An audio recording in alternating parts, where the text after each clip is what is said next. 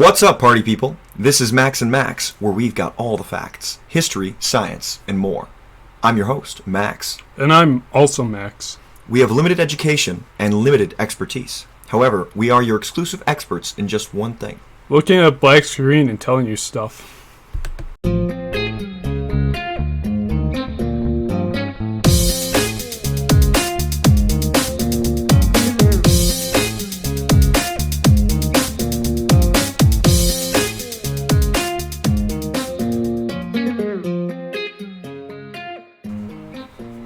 Welcome back, everybody. This week's topic we'll get to in just a moment. However, we have some wonderful news about the Max&Max podcast. Yes. We are going to be available now on Spotify. Just check us out, Max&Max podcast, spelled just like it is in the description. If you want to just listen to us on there instead of watching it on YouTube, if whichever preferred service you use. Yeah, it might be easier if you don't have premium, obviously, on YouTube. Yes. So, thanks for checking us out. Today's topic is the United States, as a lot of our topics are, but the United States' involvement in World War I and World War II. And the baited question on your minds, are the United States citizens back-to-back World War champs? Max, take us away with the Great War. Alright, so as many of you know, World War I was known as the Great War, as Max just said. Was also known as the war to end all wars. This was not true. It was definitely not. No. So, what was the U.S. Involvement in World War I? If you don't know, at first the U.S. was very neutral during the war. They were shipping weaponry to Germany and to Britain at the same time. We love our profiteering. This is something that Americans are very good at. Yeah, we're very good at that. Especially when it comes to war weaponry. So we were selling to both Germany and Britain, and so what ended up happening was further down the line, the Germans started using U-boats, what you might now know as submarines. They were set up in these groups called wolf packs, and they were sent to hunt down shipping. And the Germans consistently would attack U.S. boats because we were shipping weaponry and food goods to Britain. Obviously, we're doing the same to Germany at the time. However, they didn't want the stuff going to Britain. America said, cut that shit out. And they didn't. Big surprise. They actually did for a while, and then eventually the British started using American flags so their ships wouldn't be attacked. Oh, yeah. Okay. Because the British are a bunch of little bastards. And we ended up opening fire, or the Germans ended up opening fire on American ships again because they weren't certain whether they were American or British, and the British overtly should not have been doing this to begin with, as it put America into a very weird stance. We ended up having, I think it was the sinking of the Lusitania that was one of the catalysts to start the Great War, at least for the Americans. This was a sinking of the American ship, which we claimed only had food cargo on it and passengers. However, later it would be reported that it actually did have extreme amounts of weaponry, as the whole ship blew the fuck up after the Germans shot it with torpedoes. This, you might think, is like, oh, well, ships blow up when they get shot with torpedoes. Not to the extent that the Lusitania was blown up, as ammunition, when caught on fire, tends to blow up. Yeah. At least it did more damage than what it should have. Right, because World War I, as many people know, started in 1914. Yes. After Gavrilo Princip, a member of the Black Hand, assassinated Archduke Ferdinand. The Black Hand was a Serbian nationalist group. Yes. And they did not like the Austro-Hungarian Empire getting up in their grill. To sum up a lot, that is not... It's very odd because Archduke Ferdinand was actually very pro-Serbia. Well, as one could be, yeah, as being an Austro-Hungarian Archduke. But It started in 1914 after a series of cascading alliances occurred. War declarations. The Lusitania, I believe, bringing the United States into the fold, into the European frontier. When was that, 1917? Yes. 1917? Yep. So 3 years into World War I, the United States had only been doing basically isolationist stuff. Selling weapons. Selling weapons food. just to profit off of the war. Yep. But then this sinking of the ship, I believe 1,000 people died. Is that right? Yeah. And around that, which is horrible in any time, but during, some people might have a hard time with that number. 9/11, 3,000 people died. Yeah. Which was horrible and was considered one of the greatest tragedies in American history. But from 100 years earlier, the population of the United States was much smaller. Yeah. So 1,000 people at that time was a very large number. Was bigger. Yes. Than even 9/11 would be. I think it's important to note also, in America, there was a very strong, in the Midwest specifically, there was a very strong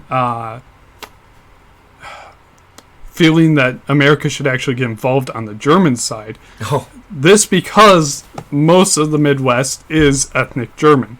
And they also did not support the blockade that the British put up around Germany, which stopped Americans from selling goods to Germany as well as that of the British. And we just wanted to get in there and sell stuff, but the British said no, because if we had, I don't think the British probably would have lasted too long on mainland Europe. But furthermore, and then eventually you get into the Zimmermann telegram, which is a telegram that was sent to Mexico via Britain. Mind you, this is my personal theory. The British made it up. I just think it's a very odd thing to have happen. So the British intercept this telegram. This telegram tells Mexico that Germany will help Mexico fight America if they join on the German side. Yep. If you understand anything of war, Germany requesting that makes no sense whatsoever. None.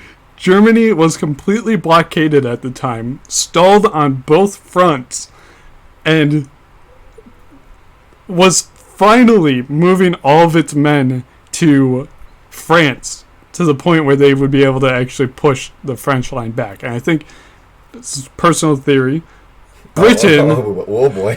Britain realized that they were essentially fucked if they didn't get Germany or America to join the war. Hence why the Zimmermann telegram was intercepted and sent to America. Well, retcon, the Lusitania was sunk off the coast of Ireland in 1915, not 1917. Oh, 1915. So, excuse me. But in 1917 was the Zimmermann telegram. Yes. And we haven't covered it, but the Mexican-American War was a very impactful war in the United States history because it garnered a lot of our modern continental United States. Yes. In a land grab from Mexico. Mexico claimed New Mexico, Arizona, parts of Texas, California, all the way up to the border of Canada, essentially, and into Alberta. Yeah, that southwestern region of the United States that is currently populated by many ethnic Mexican peoples and Latino peoples is they were under the government of Mexico. Yes, and this was only 90 years or so before World War One. Yep. So this Zimmermann telegram promised that, well, if you declare war on the United States and we help you win, you can have back some of your territory that you lost 90 years ago. Yes. Which is very interesting how the geopolitics of a war that seems so old was still directly affecting this war as recently as the 20th century. Yeah, absolutely. So essentially you have the declaration of the war after the Zimmermann telegram. And America joins in April 6, 1917. Millions of Americans of all backgrounds ended up entering the military service, this including ethnic Germans, to go overseas. The American government took a very active role. This is kind of where the idea of America as a sleeping bear comes from, in the sense that once poked hard enough, the American industry really kicks itself into fucking gear when it comes to wartime. Because during World War One, a lot of factory work, I'm not going to say almost all, but a lot of factory work was set to just pumping out war material. And so you had a lot of support for this war after the declaration, as a lot of things had been pissing off the Americans. And we get into what's happening over in Europe at this time. The Spring Offensive is about to happen. Spring Offensive was one of Germany's kind of... If America hadn't joined the war, it would have resulted in a German victory, as the Spring Offensive saw the Germans push back the French and the British in extreme amounts, taking kilometer after kilometer of land. And so, at this point, the Allies are on the back foot. America's about to start sending its troops over, and that's kind of where it's at 1917. Well, because Germany was allies with Serbia. No. I'm spacing out. Austro-Hungarians and Ottoman Turks. Austro-Hungarians, Ottoman Turks, and... Bulgaria, Romania, I believe. Okay, modern Bulgaria, Romania, Austria, Hungary, and Germany. Yep. They were the Triple Alliance, right? The Axis powers. Axis powers, yes. And then the Allies is what they were called. Germany and France. Excuse me, Britain and France. That was World War II. They were the Triple Entente. Yes. Based in World War One. Yes, you of get France, England, and Russia. Russia, and eventually Italy, which swapped sides on Germany, which we might see again in World War II. Imagine that. Yes, right. Because and Germany, but remind me why Germany was pushing into France. And where does the United States come in? Like, where did we land? So we landed in France on the east or western coast, obviously. Trekked all the way through France, got to the war front, and essentially were posted in the trenches.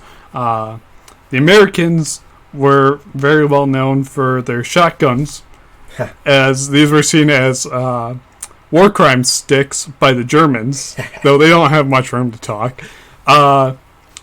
So the Americans are moving on the Eastern Front, or what is the Western Front, as there is no longer an Eastern Front at this time, as Russia has been knocked out by the Bolshevik uprising. Oh, right. So there's all these Germans have come over in the Spring Offensive, but then you get the U.S. forces who are like brand new. They're just gung-ho teenagers who want to go shoot some Germans. And this isn't over-exaggeration. This is just blatantly what they wanted to do. That's why they went over there. Yes, I think it's important to mention the amount of, I dare say, propaganda put out by the United States government in opposition to Germany as this devil, this subhuman people of murderers. We should put on the screen an image of some of the propaganda. Oh yeah, absolutely. Of just like the Germans are these nasty swamp people or something. They look like they're barbarians. That's what the West wanted to portray them as, because they wore animal heraldry on their helmets. They wore spiked helmets like barbarians would. So they had to be these barbarians that we had to go and fight. They were seen savages. as savages. To get to the point of what ended up happening for the Americans, one of the more famous battles, which I really like, the Americans fought in, was the Battle of Belleau Woods. I don't know how to exactly pronounce it. I'm not French. I don't speak French, but really, I don't know. You could have fooled me. That was a really good French accent. Belleau Wood. But there's a quote by these are the Marines who are the first to land into the war, and one of the best quotes of that war on the American sides by the Marines is, "Retreat, hell, we just got here." This was in response to the French telling them to retreat as the Germans were about to overrun their position. The Marines were having none of that shit. So, there's also another one, "Come on, you sons of bitches, do you want to live forever?" which is a very popular tag in the Marines still. This is kind of where the Marines really took off as a fighting force, was in World War I. These Marines were known as the Devil Dogs because they were so ferocious in their fighting. These men were extremely good at what they did, which was killing Germans at the time, and would do again. Because trench warfare was very common in World War One. Yes. With artillery bombarding the opponent as they... I'm sure I don't need to say much to conjure images of men in trenches. Yeah. It's very ubiquitous in culture. But how were the Marines able to advance through these trenches, through this artillery fire? So, with this artillery fire, there was also this thing known as a creeping barrage. This is something the Germans especially were extremely, extremely good at. But it's also something that the French and later the Americans would pick up on. Whereas you would fire your artillery a few kilometers ahead of your men, and they would advance underneath this rain of shells. So it was essentially the whole... Like, the men would fight underneath this rain of artillery until they reached the trenches. As soon as they were predicted to reach the trenches, the artillery would stop, and it was close quarter combat. These were known as trench raiders, as the Germans called them, stormtroopers. Oh. Very popular iconography with that.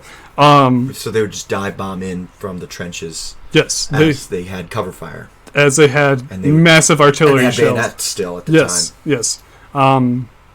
The Americans, however, perfected this with the use of shotguns.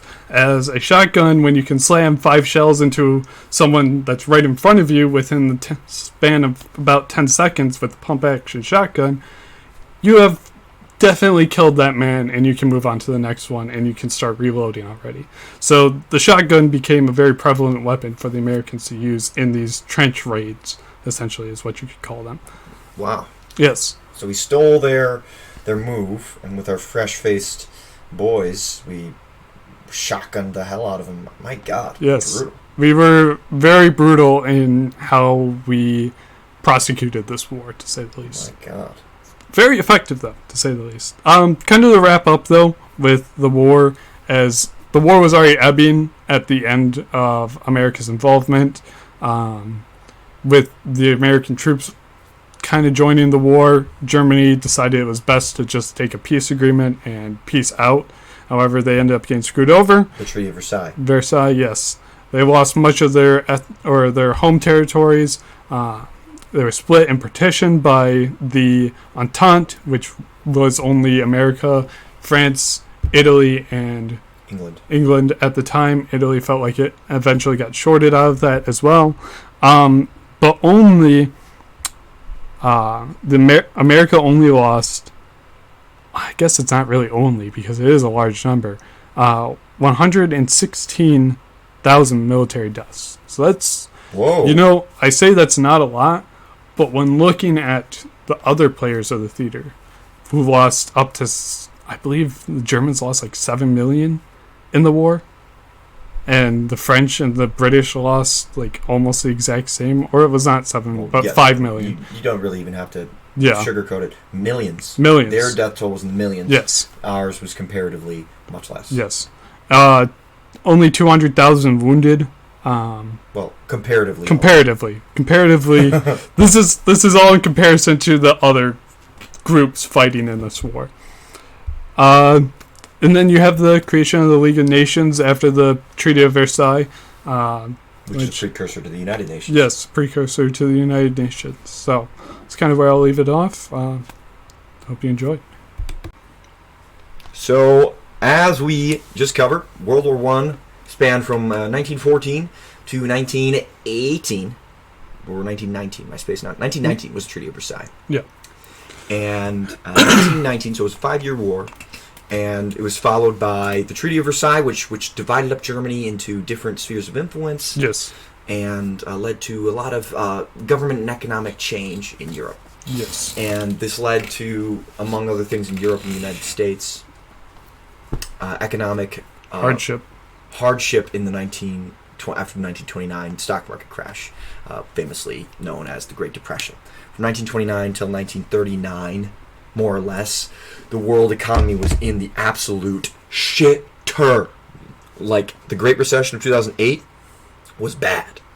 This was like a lot worse. 10 times worse than that. I'd go even further, yeah. Like, the unemployment rate in the United States in 2008, if I'm not mistaken, peaked at like 11 or 12%, yeah. which is high. It is. Because like the unemployment percentage is percentage of the workforce. So people who are like physically or mentally disabled don't count for like employable population because they're not expected to work. Yeah. Or somebody who is a full-time parent at home, that doesn't count as against the unemployment thing too. Yeah, if you haven't like worked or are unable to work, usually they don't count that against the unemployment. Or if you're retired, so yes. someone over the age of like 70 or so, they also don't count. Yeah. So 12% isn't just, I mean, that number translates to 1 in 8 people. That's 1 in 8 usually employed people were unemployed. And that's quite high. It is. In the Great Depression in the United States, it was like 25% at its peak. 1 out of 4 employed, but people had no work, nothing, which led to Franklin Delano Roosevelt becoming president and given almost unilateral ability to spend at the government level in order to just pull the economy back out of the dumpster. And it worked. It did. Not immediately, not right away, but it improved things. And that led to 1939. And it's important to mention these things, not because I want to, I'm not a history teacher, but it's important to contextualize wars. Yes. In that the United States actually had a loan to Germany to help them pay back their payments. Yep. For they were forced to pay France and England basically reparations for attacking them, which is kind of BS. But I'm not a political scientist. But overall, it was an insane amount of money that Germany was never going to be able to pay back. And so the United States gave them loans to kind of soften the interest that they had to pay, because we felt bad maybe. Yeah, pretty much. And Woodrow Wilson also kind of wanted to, make Europe a better place. Right. It was his idea for the League of Nations. Yep. He wanted to prevent a war in Europe, and he thought helping Germany would prevent that. Yes. I tend to agree with that opinion. But when our economy crashed in 1929, this meant the already struggling German economy was toast. It was done. They had no chance, nothing. No one gave a shit because they had just, in the eyes of many Europeans, caused a war, so no one cared while Germany plunged. Yeah, no one gave a shit. The toilet bowl.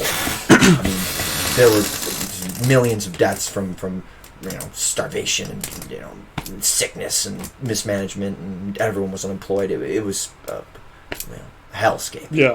And terrible place to be. This led to a young man by the name of Adolf Hitler rising to political prominence as a veteran of World War I, as a charismatic speaker, leading the Can't English. Say the N word. Well, in English, the National Socialist Party or whatever. Party, yeah, I think so. The name goes without saying. Yeah. It led to his rise to power and eventually embroiled Europe into the Second World War. And it was even on a larger scale this time because the World War I was spanned across multiple continents, but World War II was even more so due to the involvement of Japan. And got to start out with Germany, obviously, because they were a big part of World War II. Smaller part of World War I, but a big part of World War II. Yep. And their alliance with Japan was new. Japan was not very involved in World War I compared to World War II. Yeah, they just decided to take part of Russia during that time. Japan also, in the years of the Great Depression, 1937, 1938, had invaded China. And some historians consider World War II to begin in 1938, as opposed to 1939 when Germany invaded Poland, because of Japan's already invading ways in the east. Yep. But considering that war did not include the other powers, it isn't considered part of World War II. But the United States, being located where it is in North America, far from the European and Eastern Asian theaters, it was not necessary for us to get involved, and we went back to our isolationist ways. And so from 1939 until 1941, we did the same thing we had been doing in World War I. We sent weapons. There was a lot of discord at home. I do want to mention one thing. Sure. We consistently sanctioned Japan in their oil field, though, which is a major contributor. Worth noting. Yes. Japan did not like our sanctions. Japan didn't like us. Japan and Germany saw themselves in a far-right sort of way. Germany less so than Japan. Japan saw their emperor Hirohito as a sort of god emperor, and as a great uniter of their people, and that he was going to take them to the promised land, for lack of a better term. And then Hitler was seen as the savior of Germany, and that his idea for basically consolidating power to the government through the National Socialist Party would lead to a better Germany and a better world. Yes. And both of them, Hirohito and Hitler, kind of saw eye to eye on this, and they respected each other, and which is just such a weird thing to imagine somebody respecting Hitler, or I don't know. Or even in the inverse, someone actually liking Hirohito enough to sign a deal with him. Both purveyors of violence and hatred and racism and murder, and it's just it was a crazy horrible time. People. Yeah, not stand-up guys. No. The more I hear about them, the more I don't like them. Probably why they got along so well. Oh man! But the importance of Germany can go on forever. But I think the more important part of the United States' involvement in World War II is the relationship of Japan to World War II, because the United States was sanctioning Japan, was dealing with. Was helping Britain with supplies and stuff like that, and a massive mobilization effort, rubber drives, iron drives, stuff like that. Here at home in the United States. But we also were sorry to interrupt, but we were also, I think this goes unsaid in a lot of instances, we also supplied the Soviet Union with most of their war material, which allowed them to protect themselves during Operation Barbarossa.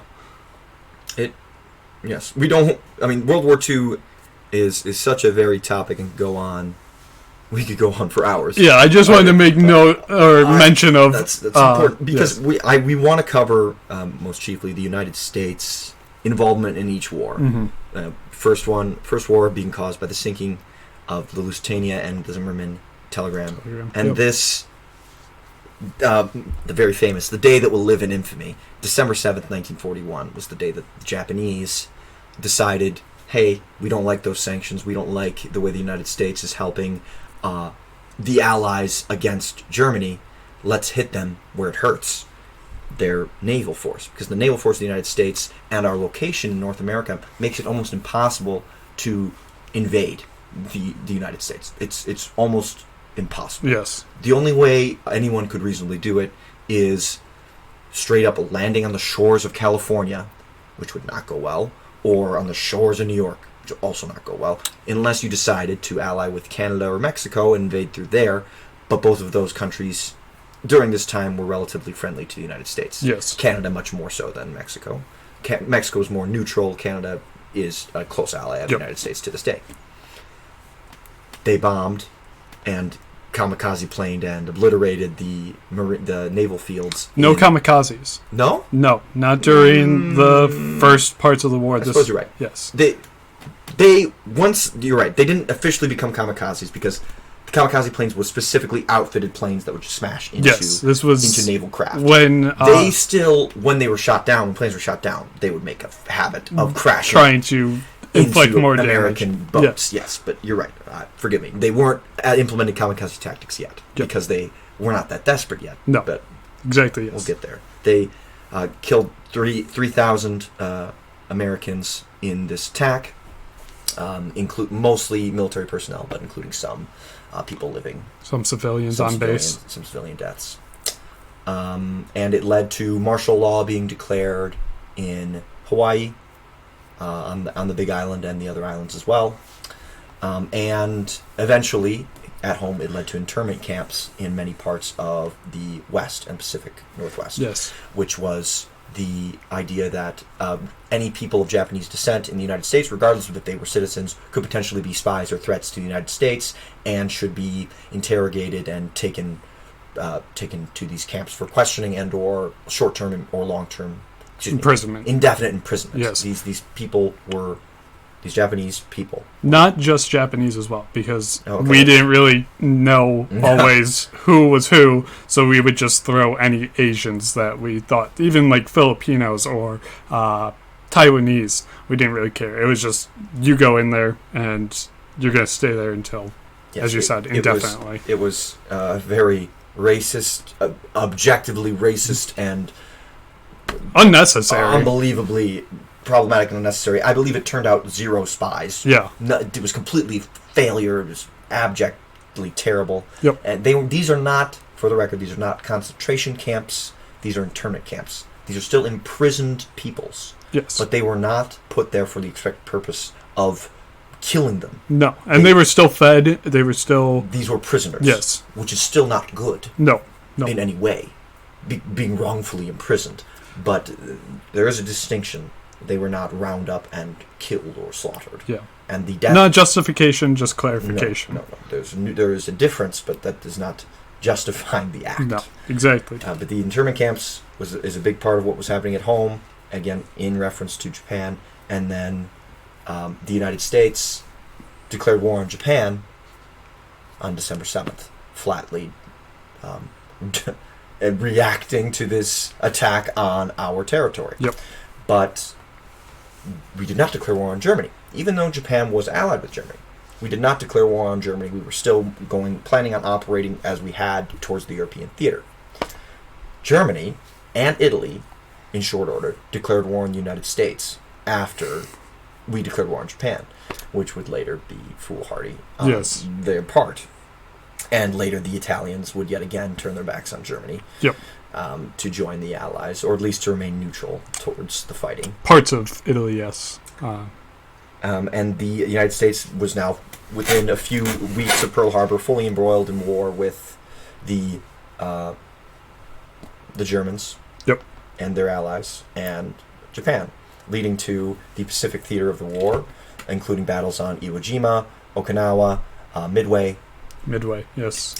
Where the United States used an island hopping, as it's known, where we would come out kind of behind the trees, so to speak, and just blitz islands with our aircraft carriers. Yes. Aircraft carriers hadn't really been used in war as prominently as they are today, used as preventative methods of military action. They carried planes and aircraft, and there were massive battleships out into sea, because many of our actual battleships were sunk in the Pearl Harbor attacks. Yes. But our aircraft carriers were out on patrol for one reason or another, so we still had several of them. 2 of them were sunk, I believe, and then another was severely damaged. The USS Arizona was one of them that got sunk? Yes. Another one was severely damaged. That one had to be scuttled. And then the other one, there was 4 there. The other one ended up being refitted and put back into operation, but there were 2 that were outside of the base at the time. Then we would create more during the war, obviously. Which held thousands of military personnel and hundreds of planes. Hundreds, yes. And they, plus smaller boats, were able to combat the Japanese on the seas, and were able to bring Marines, the fighting foot soldiers of the Navy onto the shores. Leading to, we should probably insert the photo of the men raising the flag at Iwo Jima. Yes. And a lot of very brave and bloody battles, where the Japanese, in almost all cases, would refuse to surrender and would fight to 1 or 2 men on almost every island. It was horrible. And if they weren't going to fight, they would hold live grenades long enough to get as close to Americans as possible and usually blow themselves up. Yes, they were practically religious about their belief in their conquest. Yes. And, ferocious. I think that's a good word for them, is ferocious. Yes, and they were very capable, but eventually the numbers and the strategy, and, what was his name? Douglas MacArthur? Yes. Was the naval general, Yep. the admiral on the seas that led this charge westward towards the Japanese mainland. And this is important because it led to the acquisition of the Philippines, which is now independent from the United States, and Guam, where a United States base still resides, Midway Island, where a United States naval base still resides, and the strange cultural shockwaves that were impacted onto the Hawaiian Islands. Yeah. Where the negativity towards Japanese descended peoples there remained for a long time. Yes. Because they were just immigrants from Japan who moved to Hawaii. Hawaii wasn't even a state yet. No. It became a state in 1948, a couple of years after the war had even ended. But yes, in 1941 we pushed westward, and then until 1945 there was brutal fighting on these islands. Thousands. Okinawa was the last of the chain. Okinawa was one of the closest to the Japanese mainland. Yes. Huge victory for the United States military forces. And from there, they were debating whether they should launch an offensive on the Japanese mainland to subdue the emperor, Hirohito. And this leads to, famously, the decision to wheel out the Manhattan Project, the project that the United States has been working on with the help of some German scientists and American scientists, including Robert Oppenheimer, to create the most powerful bomb ever created, the atom bomb. And they dropped leaflets using aircraft over some cities, over these cities, Nagasaki and Hiroshima, warning of a weapon in Japanese. They wrote the note. And then they sent a telegram to Hirohito saying, unconditional surrender or we will unleash our weapon upon you. We will unleash, I believe they said the sun. Yeah, the power of the sun. Yes. It was a very real threat, and they were denied.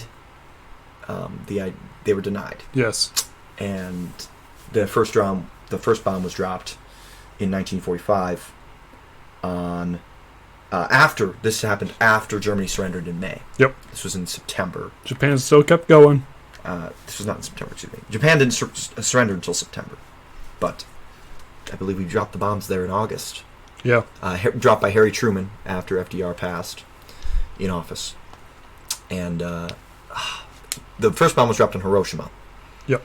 And then Nagasaki. And then Nagasaki shortly after we received no communication that they would be surrendering after the first bomb was dropped. I think it's important to also note that Hirohito was the one who made the executive decision, as his generals and admirals still wanted to wage the war. After the second bomb. Yes, after the second bomb. And you could have seen probably 6 more nukes. They had 6 more nukes in the making that they would have unleashed onto Japan if they hadn't surrendered at that point. Yeah, and it led to a temporary United States governance of Japan. Yep. And I know to this day there are still American bases in Japan. Very many. As there are in Germany and all over the world. Yep. But that, I shouldn't go without saying, 500,000 people were casualties, so dead or wounded in these nuclear attacks. It remains the greatest loss of life from a bombing ever. Yep. And no nuclear bombs have been dropped on peoples since. And it remains as a permanent reminder of the power and destructive power of these weapons. Of these weapons. And it led to the Germany being split up into East and West in the European theater. Yep. Oh my gosh. I kind of glossed over the European theater. I can run through it if you want. Yeah, so I kind of got really into the Pacific stuff, but the European theater we most famously dropped with Canadian, English, and Australian troops in France. Yes. to push with paratroopers at the beaches of Normandy, Yep. where Germany had been fighting on the Eastern Front with the Russians and the Western Front with the English and the French. And the United States was able to, once again, much like in World War I, help resoundingly Yes. push the Germans back. Yes, and during that time, this is something I feel like is also kind of glossed over sometimes. During that time, we were invading Italy and Africa for the majority of that prior to the D-Day landings, and we had already pushed extremely far into Italy at that point. So we had a presence in Europe at the time, but not where, not in a way to counter the Soviets in their push to Germany. Right, which eventually led to the Soviets being the ones to reach Berlin. Yes. In the final days of the war in Germany, Yep. in Europe. Yep. And the United States taking a more southerly route near Italy, Yep. near southern Germany, and begin liberating Jewish peoples from the concentration camps. Yep. Across Europe, Poland, Germany, Austria. Yep. And that doesn't conclude the involvement of the United States in those wars, but that is a cliff notes of how it affects culture. More, I mean, not how it affects all of culture, but how it affects certain naval bases and powers that the United States possesses today. Absolutely. So to kind of tie into current events and even not really current, but modern events. After World War II, you have the creation of what is known as NATO. This was created specifically to fight or combat the spread of the Soviet Socialist Republic into more Western Germany, as after the war we didn't really know if we could trust them, and old grudges flared up again. America doesn't like communism.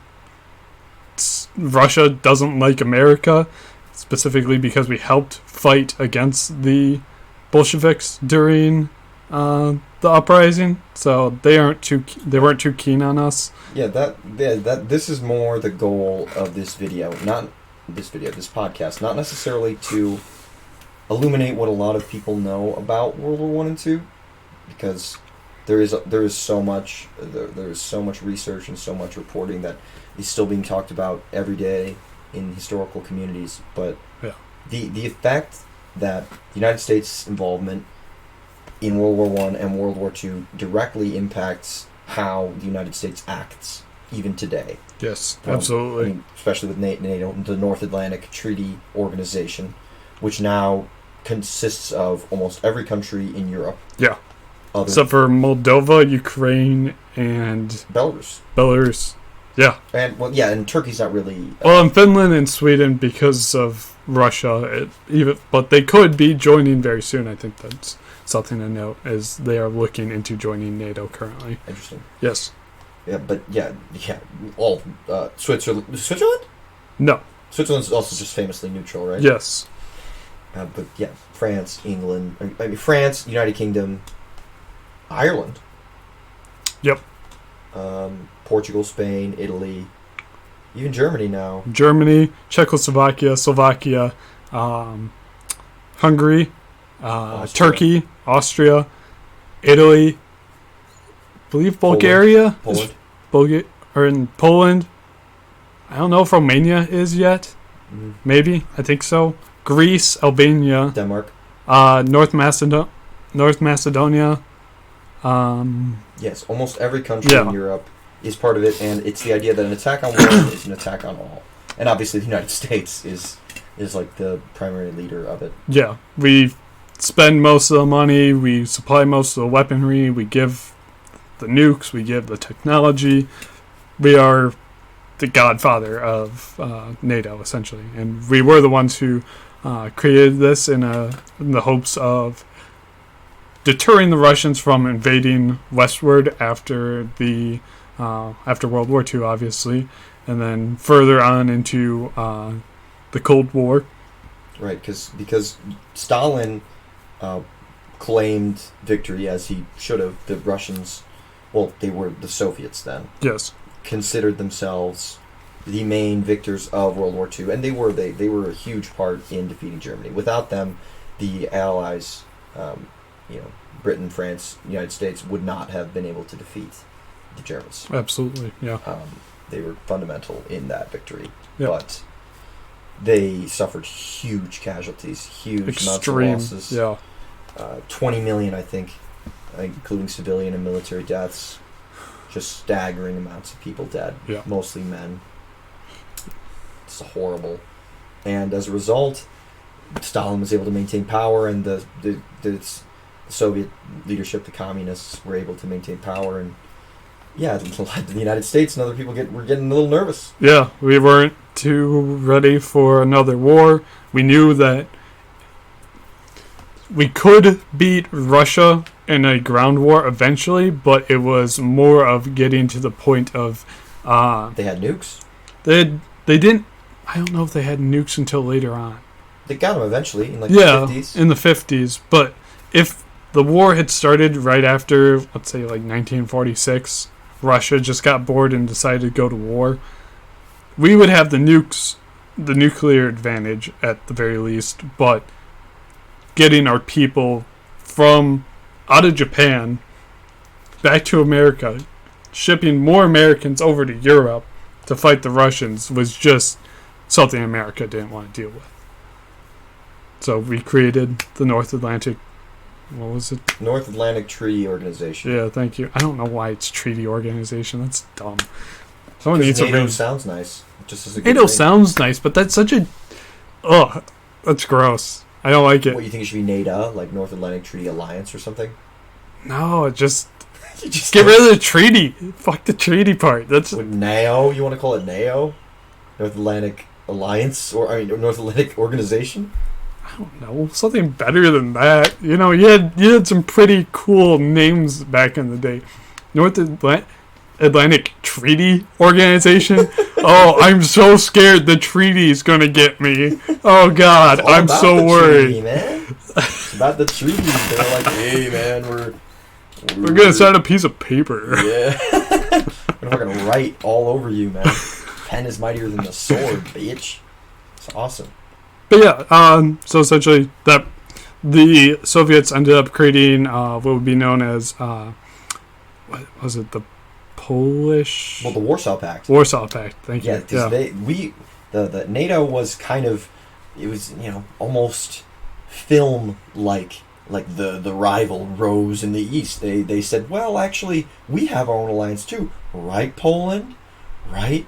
Belarus, Hungary. right? Hungary, you're with us, right? Right, Ukraine, come on in.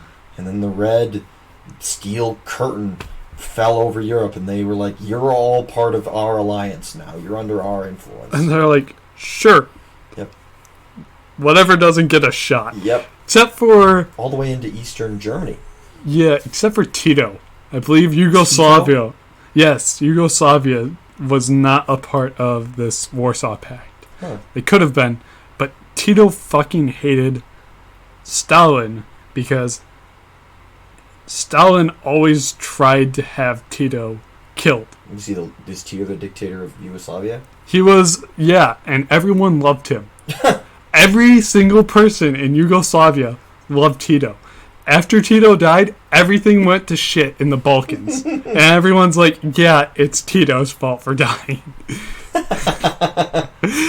But he famously said that he would send one person to go kill Stalin if he didn't stop sending all these people to go kill him. And he said he wouldn't have to send another. So he was like, if you keep this up, Stalin, you are going to die by my hand. And that's it. And Wow. Stalin was like, all right, I'm done. Whatever. Because wow, he was the dictator for 37 years. yes, Josip Broz Tito. he was literally, everyone in Yugoslavia loved this man. And you gotta remember, this is Yugoslavia. He's So, the president of the Socialist Federal Republic of Yugoslavia. yep. You had Serbia, Croatia, two very famous enemies currently. You had Montenegro, you had Kosovo, Albania inside of this massive alliance. I believe even North Macedon, parts of what is current day Greece, were a part of the Yugoslavian government. And it was all focused around this one dude, Tito. Huh. Yes, I think we've gotten slightly off track with Tito, but Yeah, I mean, yeah. Well, it just goes to show how many different interlocking dominoes just cascaded before and after this event, yeah. and how like the United States having NATO is no small feat. Mm-hmm. It's a very valuable and impressive alliance that is more specific and targeted than the United Nations, because the United Nations is about centering, as it currently sits, is about centering all nations of the world towards a common goal of like bettering outcomes socially, economically, culturally. Yep. And I think that's good, but that broad spectrum idea is narrowed by by NATO to say, hey, there were a couple wars in the 20th century that killed tens of millions of people. Let's fucking stop that. Yeah, forever. definitely. Like never again, ever. Which is why, to be poignant, the Ukraine-Russian war that's going on right now is so embroiled in controversy and coverage, because it kind of pokes at this idea of like, oh, NATO is about no more wars in Europe, but it's a war in Europe, and and there's fear from this 20th century action that creeps up in the minds of older Americans, of older people across the world, mostly across Europe, because I don't think somebody in, I don't know, Alabama. well, maybe even civil as Alabama, but somewhere like Nicaragua, right? Nicaragua was not really involved in World War II. No. Nicaragua has its own problems.